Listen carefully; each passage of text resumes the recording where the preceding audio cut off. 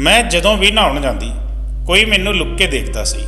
घर विच मेरा मुंडा ते मैं इकल्ले रहिंदे सी, पर मैं अपने मुंडे ते शक नहीं कर सकती सी। एक दिन अचानक मैं अपने मुंडे दे कमरे विच गई। उसदा फोन देख के मेरी चीख निकल गई, क्योंकि उसने तां मेरी अज फिर तो मैं इसे उलझण दा शिकार सी। जिवें ही मैं नहाउण लई बाथरूम विच जांदी, मैनूं लगदा कोई अजीब जिहियां नज़रां हन जो मैनूं देख रहीआं हन। मैं चारे पासे नज़र घुमा के देखदी, पर मैनूं उत्थे कोई भी नज़र नहीं आउंदा सी। मेरे बाथरूम विच सिर्फ एक ही रोशनदान सी, जिसनूं मैं चंगी तरह नाल बंद कर दिंदी सी, पर फिर भी अजिहा लगदा सी जिवें चारे पासे दीआं दीवारां ते अखां गड़ियां होईआं हन जो मैनूं देख रहीआं हन। मैं कोई वहमी किस्म दी औरत नहीं सी, पर मैं पूरा बाथरूम देख चुकी सी, पर किते कुछ भी मैनूं नज़र नहीं आया सी। मैं जिवें ही नहाउण जांदी जल्दी ही बाहर निकल आउंदी। कदे कदे तां मैनूं लगदा कि शायद मैं किसी दिमागी बीमारी विच गिरफ्तार हो चुकी हाँ। अज भी मैं बहुत जल्दी नाल सावर लिया सी ते फटाफट नाल कपड़े बदल के बाथरूम तो बाहर आ गई। पिछले कुछ महीनों तो मेरे नाल यही हो रहा सी। मैनूं हर समय अजिहा महसूस हुंदा सी कि मैं किसी नज़रां विच हाँ जां मैनूं कोई देख रहा है, ते इस गल दी वजह नाल मैं इस कदर परेशान सी कि शायद लफ्ज़ां विच अपनी परेशानी नूं नहीं दस सकदी सी। ना तां मैं कोई जवान सोहणी हसीन कुड़ी सी मैं किसी ते शक करदी, बल्कि उम्र दे जिस हिस्से विच मैं सी उत्थे तां कोई भी अजिही हरकत मेरी वर्गी औरत नाल करन दा सोच भी नहीं सकदा सी। ते मेरे घर विच असीं सिर्फ दो ही शख्स सी, एक मैं ते एक मेरा मुंडा। मेरे पति दी मौत नूं 12 साल हो चुके सी। मेरे पति दी किराए दी दुकान सी ते इस किराए नाल साडा गुजारा हो जांदा सी। हुण तां मेरा मुंडा नौकरी भी करन लग्या सी। ਉਹ ਸਵੇਰ ਨੂੰ ਦਫ਼ਤਰ ਜਾਂਦਾ ਤੇ ਸ਼ਾਮ ਨੂੰ ਹੀ ਵਾਪਸ ਆਉਂਦਾ। ਪੂਰਾ ਦਿਨ ਘਰ ਵਿੱਚ ਮੇਰੇ ਇਲਾਵਾ ਕੋਈ ਨਹੀਂ ਹੁੰਦਾ ਸੀ। ਨੌਕਰਾਨੀ ਵੀ ਆਉਂਦੀ ਤੇ ਕੰਮ ਕਰਕੇ ਚਲੀ ਜਾਂਦੀ। ਫਿਰ ਇਹ ਕਿਹੜੀਆਂ ਨਜ਼ਰਾਂ ਸੀ ਉਹ ਜੋ ਹਰ ਸਮੇਂ ਮੇਰਾ ਦੀਦਾਰ ਕਰਦੀਆਂ ਸੀ। ਮੈਨੂੰ ਲੱਗਦਾ ਸੀ ਕਿ ਜਿਵੇਂ ਮੈਂ ਕਿਸੇ ਨਜ਼ਰਾਂ ਦੇ ਜਾਲ ਵਿੱਚ ਫਸ ਚੁੱਕੀ ਹਾਂ। ਕੋਈ ਹਰ ਪਲ ਮੈਨੂੰ ਦੇਖਦਾ ਹੈ ਤੇ ਜਦੋਂ ਇਹ ਨਜ਼ਰਾਂ ਬਾਥਰੂਮ ਵਿੱਚ ਮੇਰੇ ਤੇ ਉੱਠਦੀਆਂ ਹਨ ਤਾਂ ਮੈਨੂੰ ਇੱਕ ਅਜੀਬ ਜਿਹੀ ਉਲਝਣ ਹੁੰਦੀ ਹੈ। मैं अपनी तकलीफ नूं बयान नहीं कर पा रही सी कि मैं किस तकलीफ तो गुजर रही हाँ, क्योंकि मेरे सामने कोई नहीं सी। ते एक अजिही गल सी कि मैं अपने मुंडे नूं भी इसका जिक्र नहीं कर सकती सी। वो मेरे बारे विच की सोचदा, मेरी गल नूं किवें लैंदा। शाम नूं जदों मेरा मुंडा मुकेश दफ्तर तो वापस आया तां मैं खाना गर्म करके सामने रख दिता। मैं किसी गहरी सोच विच सी जदों मेरे मुंडे ने कहा कि तुसीं किहड़ी सोचां विच गुम हो। उसकी आवाज़ ते मैं चौंक गई सी। मैं नहीं विच सिर हिला दिता। मैं इसनूं की दसदी जिस गल दा मैनूं खुद भी ठीक तरह नाल नहीं पता सी। फिलहाल मेरे मुंडे दा वर्ताव मेरे तो उखड़िया ही रहिंदा सी। मैं उस नाल हमेशा ही गल करदी होई हिचकिचाउंदी सी। एक बार रात नूं मैं मुकेश नूं दुध दा गिलास उसदे कमरे विच देण गई तां ओह अपने लैपटॉप विच इस कदर व्यस्त सी मेरे आउण दा उसनूं पता तक नहीं चलिया सी। मैं उस कोल गई ते साइड टेबल ते दुध दा गिलास रख दिता। इस तो पहला कि मैं वापस पलटदी उसदे लैपटॉप ते जो मंजर दिखिया मेरी तां रंगत ही उड़ गई सी। तुरंत ही मुकेश लैपटॉप बंद कर लग्या। मैनूं देख के कहण लग्या, ये की तरीका है किसी दे कमरे विच आउण दा? तुसीं दरवाजा क्यों नहीं खड़काया? मैं एकदम ही घबरा जी गई सी। मैं मन्निया ये मेरी गलती सी। मैनूं दरवाजा खड़का के आउणा चाहीदा सी, पर वो मेरा मुंडा सी, इसलिए मैं इदां ही चली आई। पर यह नहीं जानती सी कि मुकेश के कमरे विच ये सब कुछ चल रहा होगा। फिलहाल मैं कमरे तो बाहर निकल के अपने कमरे विच आ गई। अपने बैड ते बैठ के अपने दोवें हत्थों तो अपना सिर फड़ लिया। मेरे दिमाग विच जो अजीब अजीब ख्याल आ रहे सी उसने मेरी रूह नूं हिला के रख दिता सी। मैनूं अजिहा नहीं सोचना चाहिए है। वो मेरा मुंडा है, अजिहा किवें कर सकता है? मेरा दिमाग किवें सोचण ते मजबूर होया सी। मेरियां अखां तो तकलीफ दे हंझू वहण लगे। जो कुछ मेरे दिमाग विच घूम रहा सी इसनूं सोचना भी मैनूं पाप लग रहा सी। मैं खुद नूं झटकिया ते समझाया कि नहीं, अजिहा मुमकिन ही नहीं है। कोई भी मुंडा अपनी मां नाल अजिहा सब कुछ नहीं कर सकता।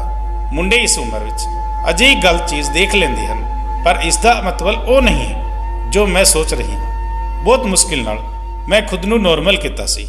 एक दिन मैं छत ते धोए हुए कपड़े सुका रही सी। जदों सामने घर की छत ते मैनूं लग्या कि किसी कैमरे की फ्लैश मेरे ते पई है। मैं हैरानी ਨਾਲ ਪਲਟ ਕੇ ਦੇਖਿਆ। ਕਿਸੇ ਦੀ ਪਰਛਾਈ ਜਿਹੀ ਨਜ਼ਰ ਆਈ, ਜਿਵੇਂ ਉੱਥੇ ਕੋਈ ਖੜਾ ਮੈਨੂੰ ਘੂਰ ਰਿਹਾ ਸੀ। ਪਰ ਜਿਵੇਂ ਹੀ ਮੇਰੀ ਨਜ਼ਰ ਪਈ, ਅਜਿਹਾ ਲੱਗਿਆ ਕੋਈ ਉੱਥੇ ਤੋਂ ਇੱਕਦਮ ਪਿੱਛੇ ਹਟਿਆ ਹੋਵੇ। ਮੈਂ ਧਿਆਨ ਨਾਲ ਦੇਖਣ ਦੀ ਕੋਸ਼ਿਸ਼ ਕੀਤੀ, ਪਰ ਸਾਹਮਣੇ ਦੀ ਛੱਤ ਮੈਨੂੰ ਇਸ ਸਮੇਂ ਖਾਲੀ ਨਜ਼ਰ ਆ ਰਹੀ ਸੀ। ਪਰ ਮੈਨੂੰ ਪੂਰਾ ਯਕੀਨ ਸੀ ਕਿ ਕੁਝ ਦੇਰ ਪਹਿਲਾਂ ਕੋਈ ਉੱਥੇ ਖੜਾ ਮੈਨੂੰ ਹੀ ਦੇਖ ਰਿਹਾ ਸੀ। ਕਿਸੇ ਨੇ ਸ਼ਾਇਦ ਆਪਣੇ ਮੋਬਾਈਲ ਤੋਂ ਮੇਰੀ ਫੋਟੋ ਲਈ ਸੀ। ਮੇਰਾ ਦਿਲ ਬੁਰੀ ਤਰ੍ਹਾਂ ਨਾਲ ਧੜਕਣ ਲੱਗਿਆ ਸੀ। ਇਸ ਮੁਹੱਲੇ ਵਿੱਚ ਆਏ ਹੋਏ ਸਾਨੂੰ ਹਾਲੇ ਕੁਝ ਮਹੀਨੇ ਹੀ ਹੋਏ ਸੀ, ਤੇ ਜਦੋਂ ਤੋਂ ਮੈਂ ਇਸ ਘਰ ਵਿੱਚ ਆਈ ਸੀ, ਮੈਂ ਪਰੇਸ਼ਾਨ ਹੋ ਕੇ ਰਹਿ ਗਈ ਸੀ। ਮੈਨੂੰ ਹਰ ਸਮੇਂ ਅਜਿਹਾ ਮਹਿਸੂਸ ਹੁੰਦਾ ਕਿ ਮੈਂ ਕਿਸੇ ਦੀਆਂ ਨਜ਼ਰਾਂ ਵਿੱਚ ਹਾਂ ਤੇ ਕੋਈ ਮੇਰੇ ਤੇ ਧਿਆਨ ਰੱਖ ਰਿਹਾ ਹੈ। ਆਲੇ ਦੁਆਲੇ ਦੇ ਮੁਹੱਲੇ ਵਿੱਚ ਮੈਂ ਹੁਣ ਤੱਕ ਕਿਸੇ ਨੂੰ ਵੀ ਨਹੀਂ ਮਿਲ ਪਾਈ ਸੀ। ਕੁਝ ਮੇਰਾ ਸੁਭਾਅ ਹੀ ਅਲੱਗ ਰਹਿਣ ਦਾ ਸੀ ਤੇ ਮੇਰਾ ਮੁੰਡਾ ਵੀ ਸ਼ੱਕੀ ਮਿਜਾਜ ਦਾ ਸੀ। ਮੁਹੱਲੇ ਵਿੱਚ ਆਉਂਦੇ ਹੀ ਮੈਨੂੰ ਕਿਹਾ ਸੀ ਕਿ ਤੁਹਾਨੂੰ ਮੁਹੱਲੇ ਵਿੱਚ ਜ਼ਿਆਦਾ ਮੇਲ-ਜੋਲ ਵਧਾਉਣ ਦੀ ਜ਼ਰੂਰਤ ਨਹੀਂ ਹੈ, ਬਸ ਆਪਣੇ ਘਰ ਵਿੱਚ ਹੀ ਰਿਹਾ ਕਰੋ। ਮੁਕੇਸ਼ ਮੇਰਾ ਸੌਤੇਲਾ ਬੇਟਾ ਸੀ। ਬਹੁਤ ਘੱਟ ਉਮਰ ਵਿੱਚ ਹੀ ਮੇਰੇ ਮਾਪੇ ਨੇ ਮੇਰਾ ਵਿਆਹ ਮੁਕੇਸ਼ ਦੇ ਪਾਪਾ ਨਾਲ ਕਰ ਦਿੱਤਾ ਸੀ, ਕਿਉਂਕਿ ਮੈਂ ਇੱਕ ਗਰੀਬ ਕੁੜੀ ਸੀ। ਮੁਕੇਸ਼ ਦੇ ਪਾਪਾ ਮੇਰੇ ਤੋਂ 20 ਜਾਂ 22 ਸਾਲ ਵੱਡੇ ਸੀ। ਮੇਰੇ ਵਿਆਹ ਨੂੰ 8 ਸਾਲ ਹੀ ਗੁਜ਼ਰੇ ਸੀ ਕਿ ਪਤੀ ਵੀ ਚੱਲ ਵਸੇ। ਮੈਂ 17 ਦੀ ਸੀ ਜਦੋਂ ਮੇਰਾ ਵਿਆਹ ਹੋਇਆ ਸੀ ਤੇ 25 ਸਾਲ ਦੀ ਉਮਰ ਵਿੱਚ ਹੀ ਮੈਂ ਵਿਧਵਾ ਹੋ ਗਈ ਸੀ। ਪਤੀ ਦੀ ਮੌਤ ਨੂੰ ਹੁਣ 12 ਸਾਲ ਗੁਜ਼ਰ ਗਏ ਸੀ। ਮੈਂ ਦੇਖਣ ਵਿੱਚ ਹੁਣ ਵੀ ਜਵਾਨ ਹੀ ਲੱਗਦੀ ਸੀ। ਅਕਸਰ ਅਸੀਂ ਮਾਂ ਬੇਟਾ ਕਿਤੇ ਜਾਂਦੇ ਤਾਂ ਲੋਕ ਮੇਰੇ ਮੁੰਡੇ ਨੂੰ ਇਹੀ ਕਹਿੰਦੇ ਸੀ ਕਿ ਸ਼ਾਇਦ ਮੈਂ ਇਸ ਦੀ ਵੱਡੀ ਭੈਣ ਹਾਂ, ਤੇ ਇਹੀ ਵਜ੍ਹਾ ਸੀ ਕਿ ਮੁਕੇਸ਼ ਨੂੰ ਮੇਰੇ ਤੋਂ ਇੱਕ ਤਰ੍ਹਾਂ ਦੀ ਚਿੜ ਹੋ ਚੁੱਕੀ ਸੀ। ਉਹ ਮੈਨੂੰ ਘਰ ਤੋਂ ਬਾਹਰ ਨਹੀਂ ਨਿਕਲਣ ਦਿੰਦਾ ਸੀ। ਮੈਨੂੰ ਹਲਕੇ ਕਲਰ ਦੇ ਕੱਪੜੇ ਬਣਵਾ ਕੇ ਦਿੰਦਾ ਸੀ। ਕਹਿੰਦਾ ਸੀ ਕਿ ਤੁਸੀਂ ਮੇਰੇ ਬਾਪ ਦੀ ਵਿਧਵਾ ਹੋ, ਮੈਨੂੰ ਇਸ ਰੂਪ ਵਿੱਚ ਹੀ ਚੰਗੀ ਲੱਗਦੀ ਹੋ। ਮੈਂ ਬਿਲਕੁਲ ਸਾਦਾ ਹੁਲੀਆ ਬਣਾ ਲਿਆ ਸੀ। ਹਰ ਸਮੇਂ ਜਦੋਂ ਵੀ ਮੁਕੇਸ਼ ਘਰ ਵਿੱਚ ਆਉਂਦਾ ਤਾਂ ਘਰ ਨੂੰ ਇੱਕ ਅਜੀਬ ਨਜ਼ਰਾਂ ਨਾਲ ਦੇਖਦਾ, ਜਿਵੇਂ ਉਸ ਦੇ ਪਿੱਛੇ ਮੈਂ ਕਿਸੇ ਨੂੰ ਘਰ ਵਿੱਚ ਬੁਲਾਇਆ ਹੋਵੇ। ਚਾਰੇ ਪਾਸੇ ਨਜ਼ਰ ਦੌੜਾਉਂਦਾ, ਕਦੇ ਮੇਰੇ ਕਮਰੇ ਵਿੱਚ ਚਲਾ ਜਾਂਦਾ। ਪੂਰੇ ਘਰ ਨੂੰ ਇਦਾਂ ਦੇਖਦਾ ਜਿਵੇਂ ਕੁਝ ਲੱਭ ਰਿਹਾ ਹੋਵੇ। ਜਦੋਂ ਮੈਂ ਪੁੱਛਦੀ ਤਾਂ ਕਹਿੰਦਾ ਕੁਝ ਨਹੀਂ, ਆਪਣੇ ਕੰਮ ਨਾਲ ਕੰਮ ਰੱਖਿਆ ਕਰੋ। ਮੈਂ ਨਹੀਂ ਜਾਣਦੀ ਸੀ ਕਿ ਉਸ ਦੇ ਨਾਲ ਕੀ ਮਸਲਾ ਸੀ, ਪਰ ਇਸ ਸਮੇਂ ਉਹੀ ਮੇਰਾ ਸਹਾਰਾ ਸੀ। ਮੁੰਡਾ ਵੀ ਸੀ ਤੇ ਮੈਂ ਹਮੇਸ਼ਾ ਉਸ ਨੂੰ ਮੁੰਡਾ ਸਮਝਿਆ ਸੀ। ਇਸ ਲਈ ਖਾਮੋਸ਼ੀ ਨਾਲ ਉਸ ਦਾ ਸੁਭਾਅ ਬਰਦਾਸ਼ਤ ਕਰਨ ਤੇ ਮਜਬੂਰ ਸੀ, ਕਿਉਂਕਿ ਮੁਕੇਸ਼ ਤੋਂ ਇਲਾਵਾ ਮੇਰਾ ਕੋਈ ਦੂਜਾ ਸਹਾਰਾ ਨਹੀਂ ਸੀ। ਫਿਲਹਾਲ ਮੈਂ ਆਪਣੀ ਹੀ ਉਲਝਣ ਦਾ ਸ਼ਿਕਾਰ ਸੀ ਤੇ ਉੱਪਰ ਤੋਂ ਬੇਟਾ ਵੀ ਸ਼ੱਕੀ ਮਿਜਾਜ ਦਾ ਸੀ।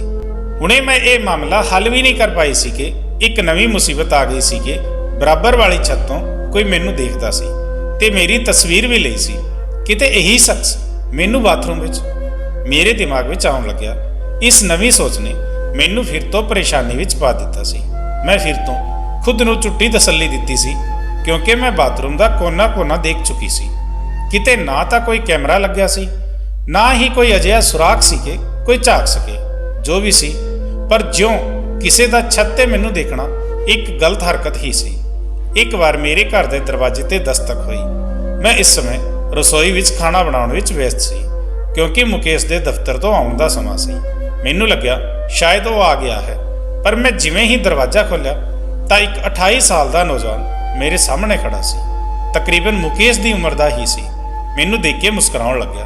ਇਸ ਦੇ ਹੱਥ ਵਿੱਚ ਬਿਰਿਆਨੀ ਦੀ ਪਲੇਟ ਸੀ। ਕਹਿਣ ਲੱਗਿਆ ਕਿ ਮੈਂ ਤੁਹਾਡੇ ਗੁਆਂਢ ਤੋਂ ਆਇਆ ਹਾਂ। ਤੁਸੀਂ ਲੋਕ ਸ਼ਾਇਦ ਨਵੇਂ-ਨਵੇਂ ਇਸ ਘਰ ਵਿੱਚ ਸ਼ਿਫਟ ਹੋਏ ਹੋ, ਇਸ ਲਈ ਮਾਂ ਨੇ ਕਿਹਾ ਕਿ ਗੁਆਂਢੀਆਂ ਨੂੰ ਇੱਥੇ ਦੀ ਬਿਰਿਆਨੀ ਦਿਆ। ਮੈਂ ਉਸ ਦੇ ਹੱਥ ਤੋਂ ਪਲੇਟ ਫੜੀ ਤਾਂ ਉਹ ਅੰਦਰ ਆਉਣ ਲਈ ਕਦਮ ਵਧਾਉਣ ਲੱਗਿਆ। ਮੈਂ ਉਸ ਦੇ ਸਾਹਮਣੇ ਖੜੀ ਹੋ ਗਈ। ਮੈਂ ਕਿਹਾ, ਬੇਟਾ ਤੂੰ ਇੱਥੇ ਖੜਾ ਰਹਿ, ਮੈਂ ਤੈਨੂੰ ਖਾਲੀ ਪਲੇਟ ਵਾਪਸ ਕਰਦੀ ਹਾਂ। ਇਹ ਸੁਣ ਕੇ ਤਾਂ ਉਹ ਹੈਰਾਨੀ ਵਿੱਚ ਆ ਗਿਆ ਸੀ। ਕਹਿਣ ਲੱਗਿਆ ਕਿ ਮੈਂ ਇੰਨਾ ਵੀ ਛੋਟਾ ਨਹੀਂ ਹਾਂ ਕਿ ਤੁਸੀਂ ਮੈਨੂੰ ਬੇਟਾ ਕਹਿ ਦਿਓ। ਤੁਸੀਂ ਮੇਰੇ ਤੋਂ ਬਸ ਕੁਝ ਹੀ ਸਾਲ ਤਾਂ ਵੱਡੇ ਹੋਗੇ, ਇਸ ਲਈ ਮੈਨੂੰ ਬੇਟਾ ਨਾ ਕਹੋ। ਉਸ ਦੀ ਗੱਲ ਸੁਣ ਕੇ ਤਾਂ ਮੈਂ ਉਸ ਨੂੰ ਹੈਰਾਨੀ ਨਾਲ ਦੇਖਣ ਲੱਗੀ ਸੀ। ਮੈਂ ਕਿਹਾ ਕਿ ਮੇਰਾ ਮੁੰਡਾ ਵੀ ਤੇਰੀ ਹੀ ਉਮਰ ਦਾ ਹੈ। ਇਹ ਗੱਲ ਸੁਣ ਕੇ ਉਸਨੇ ਪੂਰੀਆਂ ਅੱਖਾਂ ਫੈਲਾ ਕੇ ਮੈਨੂੰ ਦੇਖਿਆ। ਕਹਿਣ ਲੱਗਿਆ, ਉਹ ਤੁਹਾਡਾ ਮੁੰਡਾ ਹੈ? ਮੈਂ ਤਾਂ ਸਮਝਿਆ ਕਿ ਤੁਹਾਡਾ ਛੋਟਾ ਭਰਾ ਹੈ। ਇਹ ਕਹਿ ਕੇ ਉਹ ਬਹੁਤ ਹੀ ਆਰਾਮ ਨਾਲ ਘਰ ਦੇ ਅੰਦਰ ਦਾਖਲ ਹੋ ਗਿਆ। ਮੈਂ ਤਾਂ ਉਸ ਨੂੰ ਦੇਖਦੇ ਹੀ ਰਹਿ ਗਈ ਸੀ। ਮੁਕੇਸ਼ ਦੇ ਆਉਣ ਦਾ ਸਮਾਂ ਵੀ ਹੋ ਰਿਹਾ ਸੀ, ਇਸ ਲਈ ਮੇਰਾ ਦਿਲ ਡਰ ਦੇ ਮਾਰੇ ਕੰਬਣ ਲੱਗਿਆ। ਉਹ ਬਹੁਤ ਖੁੱਲੇ ਮਿਜਾਜ ਦਾ ਮੁੰਡਾ ਸੀ। ਕਹਿਣ ਲੱਗਿਆ, ਤੁਹਾਡਾ ਨਾਂ ਕੀ ਹੈ? ਮੈਂ ਕਿਹਾ, ਤੈਨੂੰ ਕੀ ਮਤਲਬ, ਤੂੰ ਮੈਨੂੰ ਆਂਟੀ ਕਹਿ ਲੈ। ਇਸ ਗੱਲ ਤੇ ਉਸਨੇ ਆਪਣੀਆਂ ਦੋਹਾਂ ਬਾਹਾਂ ਉੱਪਰ ਕੀਤੀਆਂ। ਕਹਿਣ ਲੱਗਿਆ ਕਿ ਨਹੀਂ ਜੀ, ਤੁਸੀਂ ਹੁਣੇ ਇੰਨੇ ਵੀ ਬੁੱਢੇ ਨਹੀਂ ਹੋਏ ਕਿ ਮੈਂ ਤੁਹਾਨੂੰ ਆਂਟੀ ਕਹਾਂ। ਚੰਗੇ ਖਾਸੇ ਖੂਬਸੂਰਤ ਤੇ ਜਵਾਨ ਹੋ। ਮੈਂ ਤਾਂ ਤੁਹਾਨੂੰ ਤੁਹਾਡੇ ਨਾਂ ਤੋਂ ਹੀ ਪੁਕਾਰਾਂਗਾ। ਯਕੀਨਨ ਉਹ ਵੀ ਤੁਹਾਡੀ ਤਰ੍ਹਾਂ ਬਹੁਤ ਖੂਬਸੂਰਤ ਹੋਵੇਗਾ। ਇਸ ਤੋਂ ਪਹਿਲਾਂ ਕਿ ਮੈਂ ਉਸ ਦੇ ਇਸ ਤਰ੍ਹਾਂ ਦੇ ਅਜੇ ਅੰਦਾਜ਼ ਤੇ ਗੁੱਸਾ ਕਰਦੀ ਕਹਿਣ ਲੱਗਿਆ, ਚਲੋ ਨਾ ਦੱਸੋ, ਇੱਕ ਕੱਪ ਚਾਹ ਹੀ ਪਿਲਾ ਦਿਓ, ਗੁਆਂਢੀਆਂ ਦਾ ਵੀ ਕੁਝ ਹੱਕ ਹੁੰਦਾ ਹੈ। ਇਹ ਕਹਿ ਕੇ ਉਹ ਕੁਰਸੀ ਤੇ ਆਰਾਮ ਨਾਲ ਬੈਠ ਗਿਆ। ਮੈਂ ਰਸੋਈ ਵਿੱਚ ਆ ਗਈ, ਜਲਦੀ ਨਾਲ ਪਲੇਟ ਖਾਲੀ ਕੀਤੀ, ਗੈਸ ਤੇ ਚਾਹ ਵੀ ਰੱਖ ਦਿੱਤੀ। ਮੇਰਾ ਦਿਲ ਇਸ ਸਮੇਂ ਇਸ ਗੱਲ ਤੇ ਘਬਰਾ ਰਿਹਾ ਸੀ ਕਿ ਕਿਤੇ ਮੁਕੇਸ਼ ਆ ਗਿਆ ਤਾਂ ਪਤਾ ਨਹੀਂ ਕਿਸ ਨਜ਼ਰਾਂ ਨਾਲ ਮੈਨੂੰ ਦੇਖੇਗਾ, ਕੀ ਸੋਚੇਗਾ। ਉਹ ਖਾਲੀ ਘਰ ਨੂੰ ਵੀ ਦੇਖਦਾ ਹੈ ਜਿਵੇਂ ਕੋਈ ਘਰ ਵਿੱਚ ਲੁਕਿਆ ਬੈਠਾ ਹੋਵੇ। ਜਲਦੀ ਨਾਲ ਮੈਂ ਇੱਕ ਕੱਪ ਚਾਹ ਬਣਾਈ ਤੇ ਇਸ ਮੁੰਡੇ ਨੂੰ ਦਿੱਤੀ। ਮੈਂ ਕਿਹਾ ਕਿ ਤੁਹਾਡੀ ਮਾਂ ਨੂੰ ਧੰਨਵਾਦ ਕਹਿਣਾ ਤੇ ਚਾਹ ਪੀ ਕੇ ਬਾਹਰ ਜਾਂਦੇ ਹੋਏ ਦਰਵਾਜ਼ਾ ਬੰਦ ਕਰ ਦੇਣਾ, ਮੈਨੂੰ ਜਰਾ ਰਸੋਈ ਵਿੱਚ ਕੰਮ ਹੈ। ਇਹ ਕਹਿ ਕੇ ਮੈਂ ਰਸੋਈ ਵਿੱਚ ਰੋਟੀ ਬਣਾਉਣ ਚਲੀ ਗਈ ਸੀ, ਕਿਉਂਕਿ ਮੁਕੇਸ਼ ਕਿਸੇ ਵੀ ਸਮੇਂ ਪਹੁੰਚਣ ਵਾਲਾ ਸੀ ਤੇ ਮੈਂ ਇਸ ਮੁੰਡੇ ਨਾਲ ਜ਼ਿਆਦਾ ਗੱਲ ਨਹੀਂ ਕਰਨਾ ਚਾਹੁੰਦੀ ਸੀ। 10 ਮਿੰਟ ਬਾਅਦ ਹੀ ਖਾਲੀ ਕੱਪ ਉਸ ਮੁੰਡੇ ਨੇ ਰਸੋਈ ਦੇ ਦਰਵਾਜ਼ੇ ਤੋਂ ਮੈਨੂੰ ਅੰਦਰ ਫੜਾਉਣ ਆਇਆ ਤੇ ਕਹਿਣ ਲੱਗਿਆ, ਚਾਹ ਵੀ ਤੁਹਾਡੀ ਤਰ੍ਹਾਂ ਬਹੁਤ ਹੀ ਮਿੱਠੀ ਸੀ, ਬਹੁਤ ਧੰਨਵਾਦ। ਮੈਂ ਫਿਰ ਤੁਹਾਡੇ ਨਾਲ ਫੁਰਸਤ ਤੋਂ ਮਿਲੂੰਗਾ ਤੇ ਤੁਹਾਡੇ ਘਰ ਵਾਲਿਆਂ ਨੂੰ ਵੀ ਮਿਲੂੰਗਾ। ਇਹ ਕਹਿ ਕੇ ਉਹ ਘਰ ਦੇ ਦਰਵਾਜ਼ੇ ਤੋਂ ਬਾਹਰ ਚਲਾ ਗਿਆ ਤੇ ਦਰਵਾਜ਼ਾ ਵੀ ਜਾਂਦੇ ਹੋਏ ਬੰਦ ਕਰ ਗਿਆ। ਮੈਂ ਤਾਂ ਉਸ ਦੀ ਗੱਲ ਸੁਣ ਕੇ ਚੱਕਰਾ ਕੇ ਰਹਿ ਗਈ। ਹੁਣ ਮੈਂ ਉਸ ਮੁੰਡੇ ਦੀਆਂ ਗੱਲਾਂ ਬਾਰੇ ਸੋਚ ਹੀ ਰਹੀ ਸੀ ਕਿ ਦਰਵਾਜ਼ੇ ਤੇ ਬਹੁਤ ਜ਼ੋਰ ਨਾਲ ਦਸਤਕ ਹੋਈ। ਮੈਂ ਤਾਂ ਬੁਰੀ ਤਰ੍ਹਾਂ ਨਾਲ ਕੰਬ ਗਈ ਸੀ। ਜਲਦੀ ਨਾਲ ਰਸੋਈ ਤੋਂ ਬਾਹਰ ਆਈ ਤੇ ਮੈਂ ਦਰਵਾਜ਼ੇ ਤੇ ਕੋਲ ਪਹੁੰਚਣ ਲੱਗੀ। ਕੌਣ ਹੈ? ਮੁਕੇਸ਼ ਦੀ ਬਹੁਤ ਗੁੱਸੇ ਭਰੀ ਆਵਾਜ਼ ਮੈਨੂੰ ਸੁਣਾਈ ਦਿੱਤੀ। ਕਹਿਣ ਲੱਗਿਆ, ਦਰਵਾਜ਼ਾ ਖੋਲੋ। ਮੈਂ ਹਾਂ। ਦਰਵਾਜ਼ਾ ਖੋਲ੍ਹਿਆ ਤਾਂ ਬਹੁਤ ਗੁੱਸੇ ਨਾਲ ਘਰ ਵਿੱਚ ਦਾਖਲ ਹੋਇਆ। ਮੈਨੂੰ ਕਹਿਣ ਲੱਗਿਆ, ਘਰ ਤੋਂ ਬਾਹਰ ਕੌਣ ਨਿਕਲ ਰਿਹਾ ਸੀ? ਮੁਕੇਸ਼ ਦੀਆਂ ਅੱਖਾਂ ਇਸ ਸਮੇਂ ਪਤਾ ਨਹੀਂ ਕਿਸ ਵਜ੍ਹਾ ਨਾਲ ਲਾਲ ਸੀ। ਉਹ ਬਹੁਤ ਹੀ ਗੁੱਸੇ ਵਿੱਚ ਸੀ। ਮੇਰੀ ਜ਼ੁਬਾਨ ਨਾ ਚਾਹੁੰਦੇ ਹੋਏ ਵੀ ਲੜਖੜਾ ਰਹੀ ਸੀ। ਮੈਂ ਕਿਹਾ, ਕੋਈ ਗੁਆਂਢੀ ਮੁੰਡਾ ਸੀ, ਬਿਰਿਆਨੀ ਲੈ ਕੇ ਆਇਆ ਸੀ। ਉਹ ਮੇਰੇ ਕੋਲ ਆ ਕੇ ਖੜਾ ਹੋ ਗਿਆ। ਮੇਰੀਆਂ ਅੱਖਾਂ ਵਿੱਚ ਅੱਖਾਂ ਪਾ ਕੇ ਕਹਿਣ ਲੱਗਿਆ, ਕਿਸ ਤੋਂ ਪੁੱਛ ਕੇ ਦਰਵਾਜ਼ਾ ਖੋਲ੍ਹਿਆ ਸੀ ਤੁਸੀਂ? ਕੀ ਇੱਕ ਗੱਲ ਤੁਹਾਨੂੰ ਸਮਝ ਨਹੀਂ ਆਉਂਦੀ? ਇੱਥੇ ਕੋਈ ਵੀ ਆਵੇ ਤੁਸੀਂ ਦਰਵਾਜ਼ਾ ਨਹੀਂ ਖੋਲੋਗੇ, ਕਿਸੇ ਨਾਲ ਗੱਲ ਨਹੀਂ ਕਰੋਗੇ, ਕੋਈ ਜ਼ਰੂਰਤ ਨਹੀਂ ਹੈ ਗੁਆਂਢੀਆਂ ਨਾਲ ਮੇਲ ਜੋਲ ਵਧਾਉਣ ਦੀ। ਜੇ ਤੁਸੀਂ ਆਪਣੀ ਹਰਕਤਾਂ ਤੋਂ ਬਾਜ਼ ਨਹੀਂ ਆਏ ਤਾਂ ਮੈਂ ਜਿੰਦਾ ਲਗਾ ਕੇ ਜਾਊਂਗਾ ਕੱਲ ਤੋਂ। ਇਹ ਕਹਿੰਦੇ ਹੀ ਉਹ ਗੁੱਸੇ ਵਿੱਚ ਸਿੱਧਾ ਆਪਣੇ ਕਮਰੇ ਵਿੱਚ ਚਲਾ ਗਿਆ। ਉਸਨੇ ਆਪਣੇ ਕਮਰੇ ਦਾ ਦਰਵਾਜ਼ਾ ਵੀ ਬਹੁਤ ਜ਼ੋਰ ਨਾਲ ਬੰਦ ਕੀਤਾ ਸੀ। ਮੈਨੂੰ ਲੱਗਦਾ ਸੀ ਜਿਵੇਂ ਮੈਂ ਮੁਕੇਸ਼ ਦੀ ਮਾਂ ਨਾ ਹੋਵਾਂ, ਉਸ ਦੀ ਖਰੀਦੀ ਹੋਈ ਕੋਈ ਗੁਲਾਮ ਹੋਵਾਂ। ਮੈਨੂੰ ਸਾਹ ਵੀ ਮੇਰੀ ਮਰਜ਼ੀ ਨਾਲ ਲੈਣ ਨਹੀਂ ਦਿੰਦਾ ਸੀ। ਫਿਲਹਾਲ ਮੈਂ ਖਾਣਾ ਗਰਮ ਕੀਤਾ ਤੇ ਮੁਕੇਸ਼ ਲਈ ਖਾਣਾ ਲਗਾ ਦਿੱਤਾ। ਖਾਣੇ ਦੇ ਦੌਰਾਨ ਹੀ ਉਹ ਮੈਨੂੰ ਬਾਰ-ਬਾਰ ਉਸ ਮੁੰਡੇ ਬਾਰੇ ਪੁੱਛਦਾ ਰਿਹਾ। ਬਾਰ-ਬਾਰ ਮੈਨੂੰ ਇਹ ਕਹਿੰਦਾ ਰਿਹਾ ਕਿ ਦੁਬਾਰਾ ਮੈਂ ਦਰਵਾਜ਼ੇ ਤੇ ਕਿਸੇ ਨੂੰ ਨਾ ਦੇਖ ਲਵਾਂ। ਰਾਤ ਨੂੰ ਮੈਂ ਆਪਣੇ ਕਮਰੇ ਵਿੱਚ ਲੇਟੀ ਤਾਂ ਮੇਰੇ ਮੋਬਾਈਲ ਤੇ ਇੱਕ ਗਲਤ ਨੰਬਰ ਤੋਂ ਮੈਸੇਜ ਆਉਣ ਲੱਗਿਆ। ਉਸ ਵਿੱਚ ਲਿਖਿਆ ਸੀ ਕਿ ਤੁਸੀਂ ਬਹੁਤ ਹੀ ਸੋਹਣੇ ਹੋ, ਪਿਆਰੇ ਹੋ। ਮੇਰਾ ਦਿਲ ਚਾਹੁੰਦਾ ਹੈ ਕਿ ਤੁਹਾਨੂੰ ਜੀ ਭਰ ਕੇ ਦੇਖਾਂ, ਤੁਹਾਡੇ ਨਾਲ ਗੱਲਾਂ ਕਰਾਂ ਤੇ ਤੁਸੀਂ ਇੰਨੇ ਹਲਕੇ ਰੰਗ ਨਾ ਪਹਿਨਿਆ ਕਰੋ। ਜੇ ਤੁਸੀਂ ਨੀਲੇ ਰੰਗ ਦੇ ਕੱਪੜੇ ਪਹਿਨੋ ਤਾਂ ਬਹੁਤ ਚੰਗੇ ਲੱਗੋਗੇ, ਜਿਵੇਂ ਕਿ ਤੁਸੀਂ ਉਸ ਦਿਨ ਛੱਤ ਤੇ ਪਹਿਨਿਆ ਸੀ। ਇਹ ਮੈਸੇਜ ਪੜ੍ਹ ਕੇ ਮੈਂ ਬਹੁਤ ਬੁਰੀ ਤਰ੍ਹਾਂ ਨਾਲ ਘਬਰਾ ਗਈ ਸੀ। ਇਸ ਦਾ ਮਤਲਬ ਮੇਰਾ ਸ਼ੱਕ ਗਲਤ ਨਹੀਂ ਸੀ, ਸੱਚੀ ਕੋਈ ਸੀ ਜੋ ਮੈਨੂੰ ਦਿਖਦਾ ਸੀ। ਦੇਖਣਾ ਤਾਂ ਚੱਲ ਸਮਝ ਵਿੱਚ ਆਉਂਦਾ ਹੈ, ਕਿਉਂਕਿ ਬਹੁਤ ਸਾਰੇ ਘਰ ਸੀ। ਉਹਨਾਂ ਦੀ ਛੱਤ ਸਾਡੇ ਘਰ ਤੋਂ ਉੱਚੀ ਸੀ ਤੇ ਸਾਫ਼-ਸਾਫ਼ ਦਿਖਾਈ ਦਿੰਦਾ ਸੀ ਤੇ ਮੇਰੀ ਰਸੋਈ ਵੀ ਵਿਹੜੇ ਵਿੱਚ ਹੀ ਸੀ। ਇਸ ਲਈ ਮੇਰਾ ਜ਼ਿਆਦਾਤਰ ਸਮਾਂ ਵਿਹੜੇ ਵਿੱਚ ਹੀ ਗੁਜ਼ਰਦਾ ਸੀ। ਪਰ ਜੋ ਨਜ਼ਰਾਂ ਮੈਨੂੰ ਖੁਦ ਤੇ ਆਪਣੇ ਬਾਥਰੂਮ ਵਿੱਚੋਂ ਉੱਠਦੀ ਹੋਈ ਮਹਿਸੂਸ ਹੁੰਦੀ ਸੀ, ਉਹ ਮੈਨੂੰ ਜਿਉਂਦੇ ਜੀ ਮਾਰਦੀ ਸੀ। ਮੈਂ ਤੁਰੰਤ ਨਾਲ ਮੈਸੇਜ ਨੂੰ ਡਿਲੀਟ ਕੀਤਾ ਤੇ ਮੋਬਾਈਲ ਬੰਦ ਕਰ ਦਿੱਤਾ। ਮੈਂ ਇਸ ਸਮੇਂ ਪਸੀਨੇ ਨਾਲ ਭਿੱਜ ਚੁੱਕੀ ਸੀ। ਮੈਨੂੰ ਅਜੀਬੋ-ਗਰੀਬ ਜਿਹੀ ਘਬਰਾਹਟ ਹੋਣ ਲੱਗੀ ਸੀ। ਕੌਣ ਸੀ ਜੋ ਮੇਰੀ ਜ਼ਿੰਦਗੀ ਵਿੱਚ ਜ਼ਹਿਰ ਘੋਲਣ ਦੀ ਕੋਸ਼ਿਸ਼ ਕਰ ਰਿਹਾ ਸੀ? ਮੈਂ ਆਪਣੀ ਜ਼ਿੰਦਗੀ ਕਦੇ ਵੀ ਖੁਸ਼ੀ ਵਿੱਚ ਨਹੀਂ ਗੁਜ਼ਾਰੀ ਸੀ। ਮੁਕੇਸ਼ ਦੇ ਪਾਪਾ ਵੀ ਅਜਿਹੇ ਸੀ, ਸ਼ੱਕੀ ਮਿਜਾਜ਼ ਦੇ, ਤੇ ਸ਼ਾਇਦ ਮੇਰੇ ਤੇ ਇਸ ਲਈ ਇੰਨਾ ਸ਼ੱਕ ਕਰਦੇ ਸੀ ਕਿ ਮੈਂ ਘੱਟ ਉਮਰ ਦੀ ਸੀ ਤੇ ਉਹ ਮੇਰੇ ਤੋਂ 22 ਸਾਲ ਵੱਡੇ ਸੀ। ਮੈਂ ਸੋਹਣੀ ਵੀ ਬਹੁਤ ਸੀ, ਇਸ ਲਈ ਹਰ ਸਮੇਂ ਉਹਨਾਂ ਦੇ ਸ਼ੱਕ ਦਾ ਨਿਸ਼ਾਨਾ ਬਣਦੀ ਰਹਿੰਦੀ ਸੀ। ਉਹਨਾਂ ਨੂੰ ਲੱਗਦਾ ਸੀ ਕਿ ਪਤਾ ਨਹੀਂ ਮੈਂ ਕਿਸੇ ਹੋਰ ਮੁੰਡੇ ਨਾਲ ਚੱਕਰ ਚਲਾ ਲਵਾਂਗੀ। ਮੈਂ ਬਾਰ-ਬਾਰ ਉਹਨਾਂ ਨੂੰ ਰੋ ਕੇ ਯਕੀਨ ਦਿਵਾਉਂਦੀ, ਪਰ ਉਹਨਾਂ ਨੂੰ ਯਕੀਨ ਨਹੀਂ ਆਉਂਦਾ ਸੀ। ਉਹ ਹਰ ਸਮੇਂ ਮੇਰੇ ਨਾਲ ਕਿਸੇ ਪਰਛਾਵੇ ਦੀ ਤਰ੍ਹਾਂ ਹੀ ਰਹਿੰਦੇ ਸੀ ਤੇ ਜਦੋਂ ਉਹ ਬਿਮਾਰ ਰਹਿਣ ਲੱਗੇ ਤਾਂ ਸਾਰੀ ਜਾਇਦਾਦ ਮੁਕੇਸ਼ ਦੇ ਨਾਂ ਕਰ ਦਿੱਤੀ ਤੇ ਉਸ ਦੇ ਕੰਨ ਵਿੱਚ ਬਸ ਇਹੀ ਭਰਦੇ ਰਹੇ ਕਿ ਇਸ ਦਾ ਹਰ ਸੂਰਤ ਵਿੱਚ ਧਿਆਨ ਰੱਖਣਾ, ਇਸ ਨੂੰ ਕਦੇ ਘਰ ਦੀ ਮਲਕੀਅਤ ਨਾ ਦੇਣਾ, ਇਸ ਨੂੰ ਰੁਪਏ ਦਾ ਮੁਹਤਾਜ ਰੱਖਣਾ। ਇਹ ਕਿਤੇ ਭੱਜਣੀ ਨਹੀਂ ਚਾਹੀਦੀ, ਸੋਹਣੀ ਹੈ, ਇਸ ਨਾਲ ਕੋਈ ਵੀ ਵਿਆਹ ਕਰਾ ਲਵੇਗਾ ਤੇ ਤੂੰ ਇਕੱਲਾ ਬੇਸਹਾਰਾ ਰਹਿ ਜਾਵੇਗਾ। ਮੈਂ ਚਾਹੁੰਦਾ ਹਾਂ ਇਹ ਆਪਣੀ ਸਾਰੀ ਜ਼ਿੰਦਗੀ ਮੇਰੇ ਨਾਮ ਨਾਲ ਹੀ ਗੁਜ਼ਾਰੇ। ਸਾਰੀ ਜ਼ਿੰਦਗੀ ਤੇਰੀ ਮਾਂ ਬਣ ਕੇ ਰਹੇ। ਇਹ ਉਹ ਆਖਰੀ ਲਫ਼ਜ਼ ਸੀ ਜੋ ਮੇਰੇ ਪਤੀ ਨੇ ਮੇਰੇ ਬਾਰੇ ਵਿੱਚ ਆਪਣੇ ਮੁੰਡੇ ਦੇ ਦਿਮਾਗ ਵਿੱਚ ਕਿਸੇ ਜ਼ਹਿਰ ਦੀ ਤਰ੍ਹਾਂ ਭਰ ਦਿੱਤੇ ਸੀ। ਤੇ ਉਹ ਜ਼ਹਿਰ ਹੁਣ ਮੁਕੇਸ਼ ਮੇਰੇ ਤੇ ਉਬਲਦਾ ਰਹਿੰਦਾ ਸੀ। ਉਸਨੇ ਕਦੇ ਵੀ ਮੇਰੀ ਇੱਜ਼ਤ ਮਾਂ ਦੀ ਹੈਸੀਅਤ ਨਾਲ ਨਹੀਂ ਕੀਤੀ ਸੀ। ਮੈਨੂੰ ਕਦੇ ਆਪਣੀ ਮਾਂ ਦੀ ਜਗ੍ਹਾ ਵੀ ਨਹੀਂ ਦਿੱਤੀ ਸੀ। ਮੈਂ ਬਸ ਇਸ ਦੇ ਬਾਪ ਦੀ ਦੂਜੀ ਪਤਨੀ ਸੀ। ਇੱਕ ਦਿਨ ਮੈਂ ਰਸੋਈ ਵਿੱਚ ਕੰਮ ਕਰ ਰਹੀ ਸੀ ਕਿ ਅਚਾਨਕ ਤੋਂ ਮੇਰੇ ਦੁਪੱਟੇ ਨੂੰ ਅੱਗ ਲੱਗ ਗਈ। ਮੈਂ ਚਿল্ਲਾਉਂਦੀ ਹੋਈ ਵਿਹੜੇ ਵਿੱਚ ਆ ਗਈ। ਜਿਵੇਂ ਹੀ ਮੇਰੀ ਚੀਕ ਤੇਜ਼ ਹੋਈ, ਬਰਾਬਰ ਵਾਲੀ ਛੱਤ ਤੇ ਉਹੀ ਨੌਜਵਾਨ ਖੜਾ ਸੀ। ਮੈਨੂੰ ਚਿল্ਲਾਉਂਦੇ ਹੋਏ ਦੇਖਿਆ ਤਾਂ ਤੁਰੰਤ ਤੋਂ ਨੀਚੇ ਉਤਰਿਆ ਤੇ ਆਪਣੇ ਘਰ ਦੀ ਦੀਵਾਰ ਲੰਘ ਕੇ ਮੇਰੇ ਘਰ ਵਿੱਚ ਆ ਗਿਆ। ਉਸਨੇ ਤੁਰੰਤ ਨਾਲ ਮੇਰਾ ਜਲਦਾ ਦੁਪੱਟਾ ਦੂਰ ਸੁੱਟਿਆ, ਨਹੀਂ ਤਾਂ ਮੈਂ ਬੁਰੀ ਤਰ੍ਹਾਂ ਨਾਲ ਜਲ ਜਾਂਦੀ। ਮੈਂ ਇਸ ਸਮੇਂ ਬਹੁਤ ਘਬਰਾਈ ਹੋਈ ਸੀ। ਇਸ ਨੌਜਵਾਨ ਨੇ ਤੁਰੰਤ ਹੀ ਸਾਹਮਣੇ ਰੱਸੀ ਤੇ ਪਈ ਚੱਦਰ ਉਤਾਰ ਕੇ ਮੇਰੇ ਤੇ ਲਪੇਟ ਦਿੱਤੀ ਤੇ ਮੈਨੂੰ ਪੁੱਛਣ ਲੱਗਿਆ ਕਿ ਮੈਨੂੰ ਕਿਤੇ ਨੁਕਸਾਨ ਤਾਂ ਨਹੀਂ ਪਹੁੰਚਿਆ। ਮੈਂ ਬਹੁਤ ਜ਼ਿਆਦਾ ਡਰੀ ਹੋਈ ਸੀ ਕਿ ਅਚਾਨਕ ਉਸੇ ਸਮੇਂ ਮੇਰੇ ਘਰ ਦਾ ਦਰਵਾਜ਼ਾ ਖੁੱਲਿਆ। ਸਾਹਮਣੇ ਮੁਕੇਸ਼ ਸੀ। ਇਸ ਸਮੇਂ ਉਸ ਮੁੰਡੇ ਨੂੰ ਮੇਰੇ ਕੋਲ ਖੜਾ ਹੋਇਆ ਦੇਖ ਕੇ ਗੁੱਸੇ ਨਾਲ ਮੇਰੇ ਕੋਲ ਆਇਆ ਤੇ ਉਸ ਮੁੰਡੇ ਦਾ ਗਿਰੇਬਾਨ ਫੜ ਲਿਆ ਤੇ ਉਸ ਨੂੰ ਗੁੱਸੇ ਨਾਲ ਪੁੱਛਣ ਲੱਗਿਆ, ਕਹਿਣ ਲੱਗਿਆ, ਤੇਰੀ ਹਿੰਮਤ ਕਿਵੇਂ ਹੋਈ ਮੇਰੇ ਘਰ ਵਿੱਚ ਆਉਣ ਦੀ? ਮੈਂ ਕਿਹਾ, ਮੁਕੇਸ਼ ਇਸ ਦਾ ਗਿਰੇਬਾਨ ਛੱਡ, ਇਸ ਮੁੰਡੇ ਨੇ ਤਾਂ ਮੇਰੀ ਜਾਨ ਬਚਾਈ ਹੈ। ਮੇਰੇ ਦੁਪੱਟੇ ਨੂੰ ਅੱਗ ਲੱਗ ਗਈ ਸੀ। ਹਾਲਾਂਕਿ ਹਾਲੇ ਤੱਕ ਵਿਹੜੇ ਵਿੱਚ ਮੇਰਾ ਡਿੱਗਿਆ ਹੋਇਆ ਦੁਪੱਟਾ ਜਲ ਰਿਹਾ ਸੀ। ਮੇਰੀ ਗੱਲ ਸੁਣ ਕੇ ਉਸਨੇ ਗੁੱਸੇ ਭਰੀਆਂ ਨਜ਼ਰਾਂ ਨਾਲ ਮੈਨੂੰ ਦੇਖਿਆ ਤੇ ਕਹਿਣ ਲੱਗਿਆ, ਤੂੰ ਚੁੱਪ ਰਹਿ, ਸਮਝੀ? ਤੇਰੇ ਨਾਲ ਤਾਂ ਮੈਂ ਬਾਅਦ ਵਿੱਚ ਗੱਲ ਕਰੂੰਗਾ। ਇਸ ਤਰ੍ਹਾਂ ਦੇ ਹੱਥ ਕੰਡਿਆਂ ਨਾਲ ਕਿਸੇ ਹੋਰ ਨੂੰ ਬੇਵਕੂਫ ਬਣਾਉਣਾ।